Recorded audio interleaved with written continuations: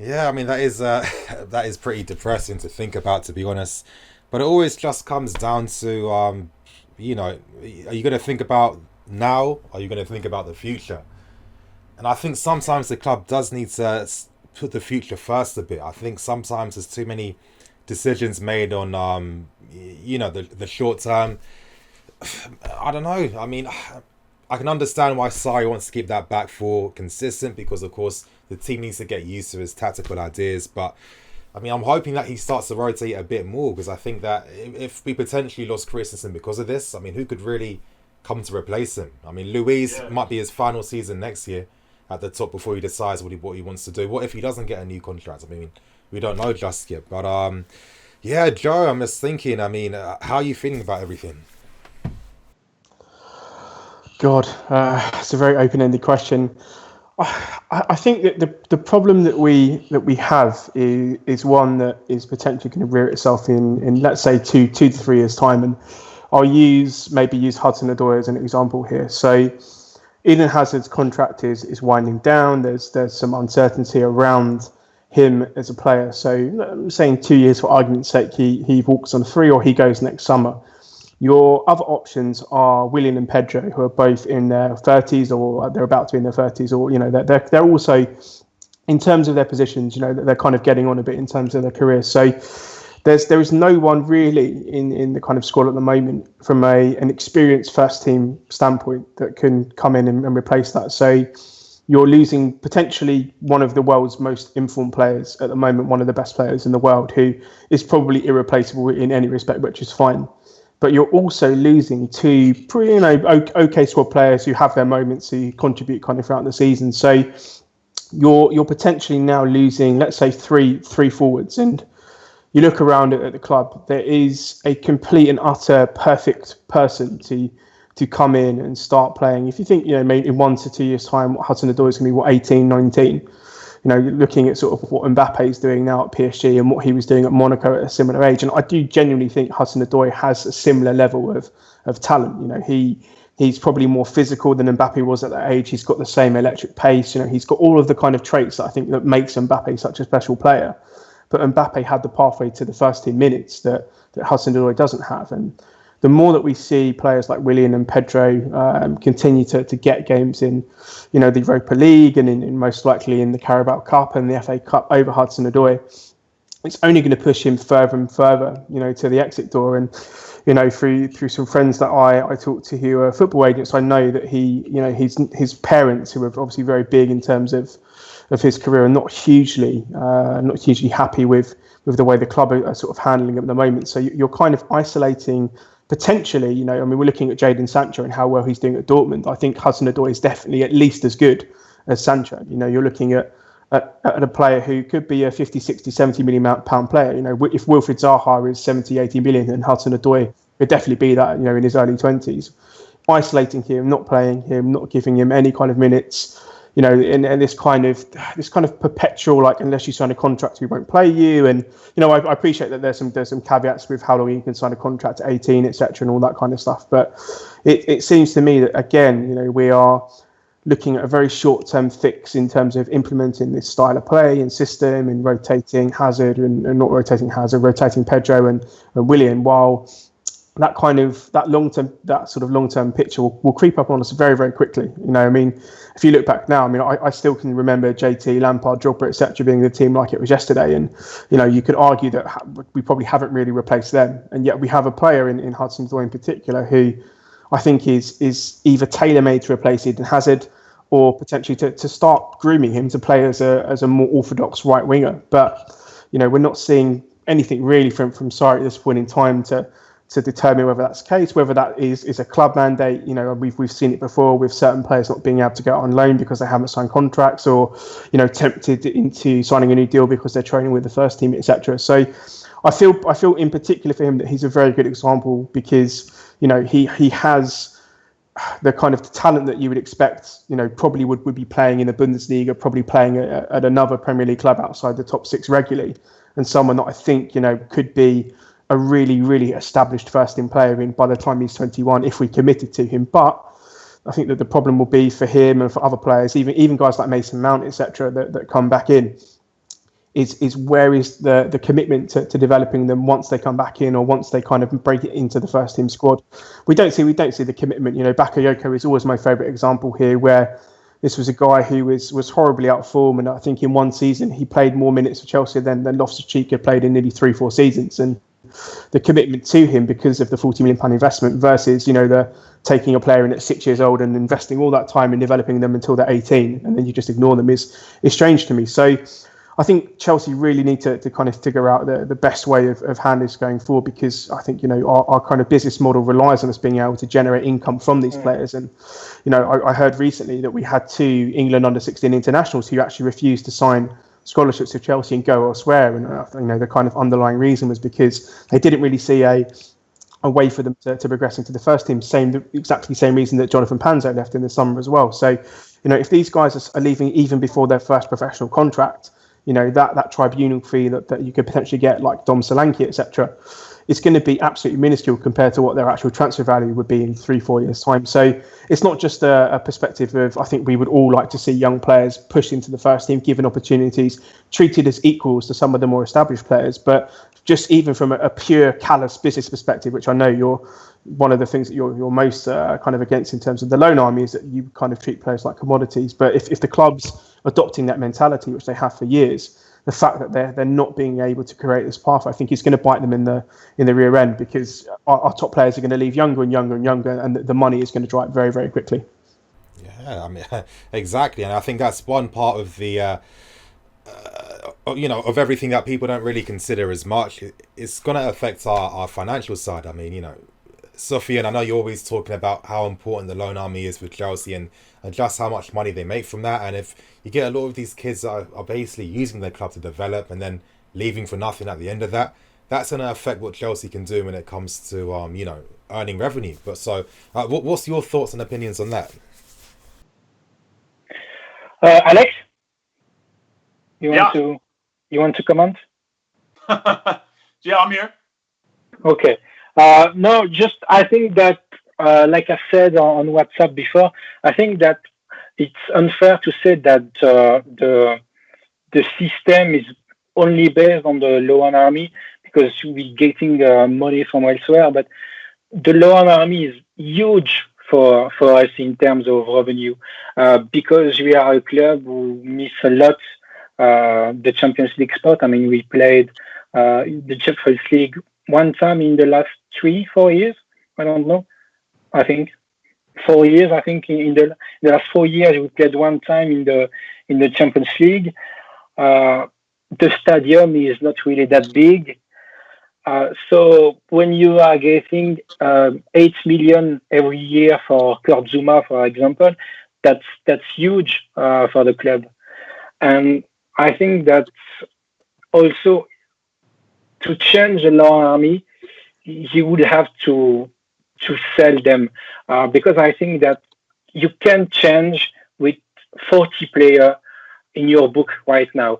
That's too complicated to change that when you have, I don't know, Piazzon, Callas, players who are not going to be a Chelsea starter and all that. But like Joe said, I think that the fact that a player like Ponzo left is alarming, but that's not the end, because I think that Ponzo is good, but he's not really Callum Hudson Odoi. We would need a really, really big player to change the mentality. I think that Callum is probably going to leave. I don't see him staying.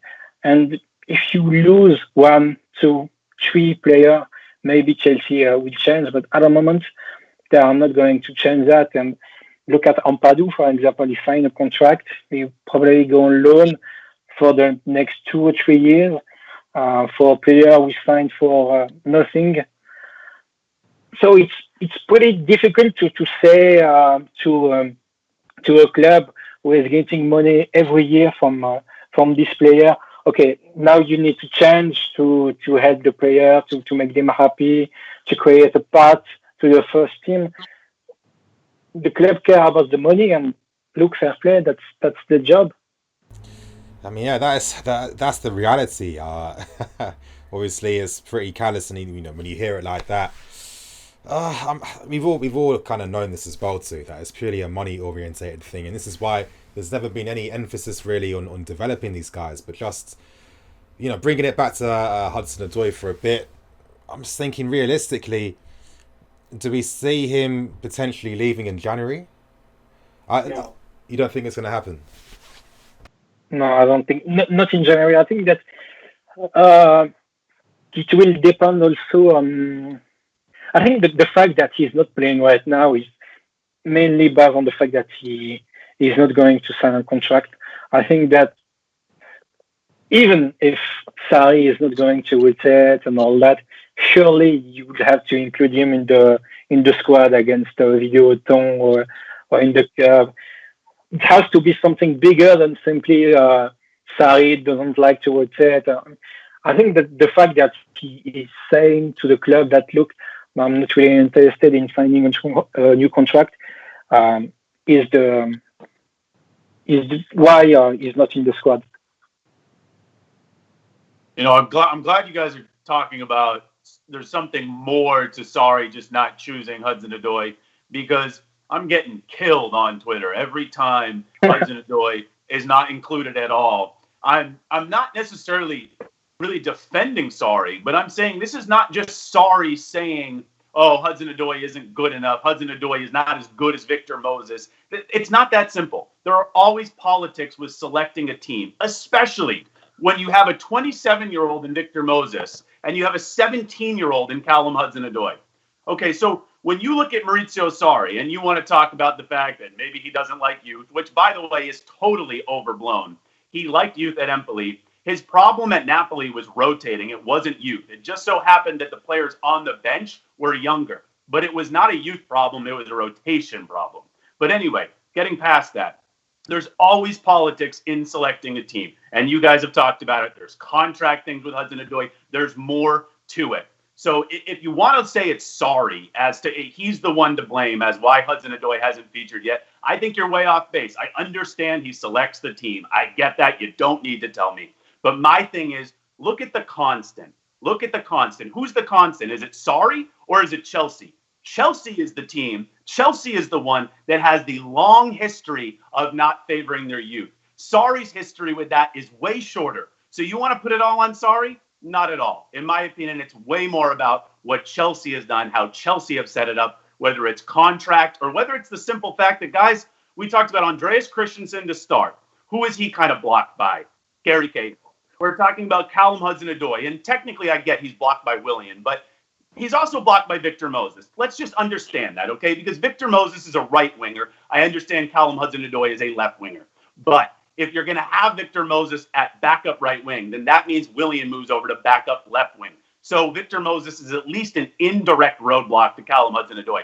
So how about we blame Chelsea a little bit for having Gary Cahill and Victor Moses even there to block them? And not that we're going back to Andreas Christensen, but the maddening thing here with Andreas Christensen versus Gary Cahill is Christensen fits the system better than Cahill. That's the frustrating part, is Christensen, no matter what, is a better fit for the system than Gary Cahill. So Gary Cahill is roadblocking Andreas Christensen, and he's not even a better fit. And I'm convinced that Christensen's better now and better in the future. And Hudson Odoi is better now and better in the future than a Victor Moses. So it's just frustrating because these are unnecessary roadblocks. And we're talking about also the fact that Chelsea have really just used loanees right now for profits. But you guys have all talked about it. That's going to stop working. These youngsters are keen to what's going on. They're keen to the fact that they're now being used as props. They know what Chelsea are trying to do with them. They're not going to fall for it anymore. I think we all have good intel. We're not going to say our sources, but I think we all know that these Chelsea youngsters are very aware of what's going on, and they're not going to allow it to happen. So if Hudson Odoi does get a chance or doesn't get it, actually, especially if he doesn't get a chance, what makes us think that the next Hudson Odoi is going to get a chance? No, he's going to leave before we even know his name.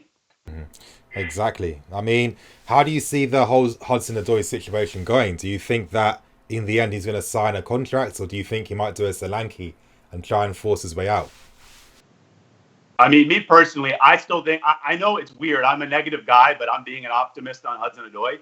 I still think it's going to happen because Meaning he'll break through. I think he will sign that contract. I don't know exactly how he will, but guys, if you think back to the preseason when Maurizio Sarri was asked about Hudson Odoi because he was tearing up the preseason, what Sarri said still hasn't really differed. Everything that Sarri said verbatim, he's not going to be a part of the Premier League season. Pretty much. He said that verbatim. Now, nothing that's happened since then has really deterred me from thinking that Sarri has changed his plan. Now, maybe we all expected to see Hudson Odoi at some point in a youth game, in a cup game. But by the way, we probably were going to see him if Christensen didn't come off sick during that game. So I still think Sarri is going to try to get Hudson Odoi in other competitions. And I do think once Hudson Odoi gets that opportunity, he will break through. And also, if Victor Moses is just getting a couple runs because of seniority, well, that's fine. Sooner or later, Victor Moses is going to prove that he's not really worth blocking Hudson Odoi. And I do think Hudson Odoi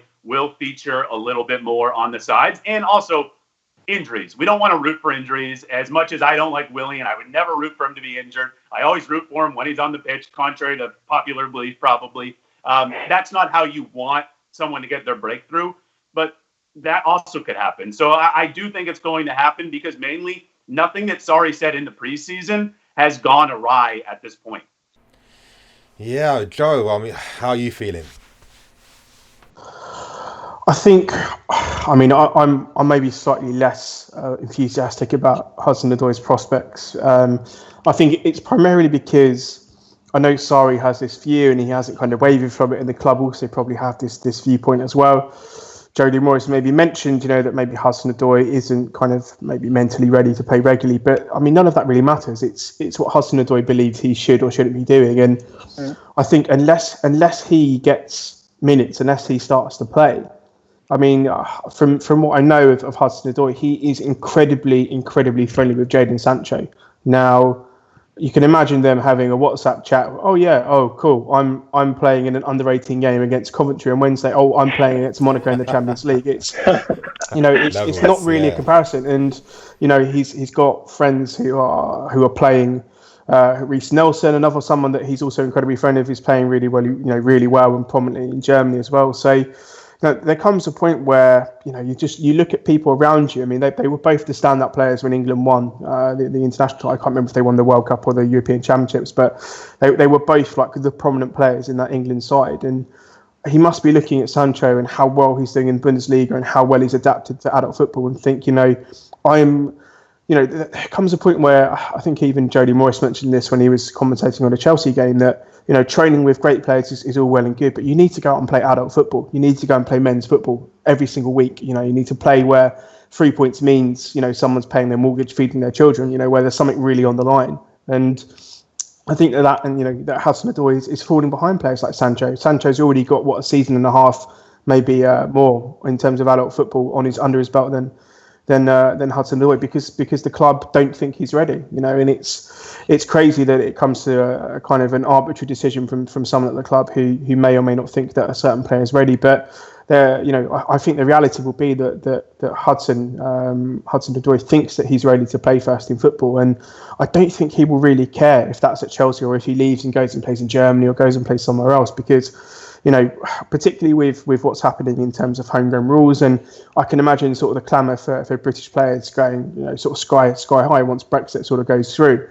If he's playing in Germany every single week, you can imagine how valuable he will be as a player when he's in his early 20s. It's going to be insane. I imagine someone will spend an absolute fortune on Jadon Sancho within sort of the next 3 seasons or so as well. So I think that is something that's a real prospect. I mean, part of me in terms of Sarri, I think there's probably some element of a club mandate in terms of some of these younger players, but equally I think he maybe is being a bit cute with his team selections. I think I think Fabregas's contract kind of, I don't know if it runs out at the end of this season, but he's kind of keeping some of the fringe players a bit happier. He's giving them some sort of significant minutes in sort of the Europa League and the cup games, and maybe he's kind of noticed that Chelsea's kind of squad is a little bit volatile. Maybe some of the senior players who probably on kind of the downside of their career are maybe a little bit more powerful than he's kind of experienced in the past. Cahill's the same.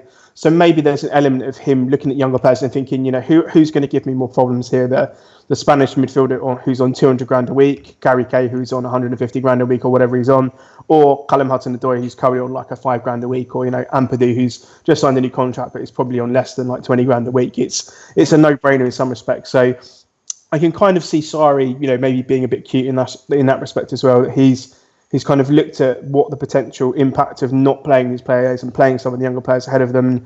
Maybe for the time being, he doesn't want a headache. But, if we come to January and Fabregas maybe leaves because he's not getting enough football, and Cahill leaves because he's not getting enough football, and maybe it opens up the possibility of some of these younger players stepping in and filling those kind of positions that we've seen become used by guys like Victor Moses and Cahill and Fabregas, etc. So there could be some method to the madness. I mean, I'd like to see what happens in January to kind of see if this has any credence. But, I would like to think, particularly from pre-season, that Sarri was pretty positive about Hudson Odoi, pretty positive about younger players. He was playing them quite regularly, and to now kind of stop doing that all of a sudden, it feels a little bit kind of calculated, maybe from the club, maybe from him. So I would like to think there's a little bit more behind it, but with Chelsea, you never really know.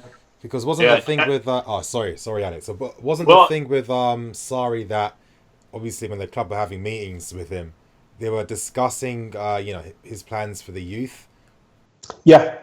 Yeah, so that was one of the prominent things that I heard, and one of the things that pushed him ahead of a lot of the other candidates they were looking at was that he actually had a pretty extensive knowledge of Chelsea's youth team, and I think that was one of the things that he obviously did a lot of research on, was being very knowledgeable on probably, I'd say, maybe 10 or 15 academy players.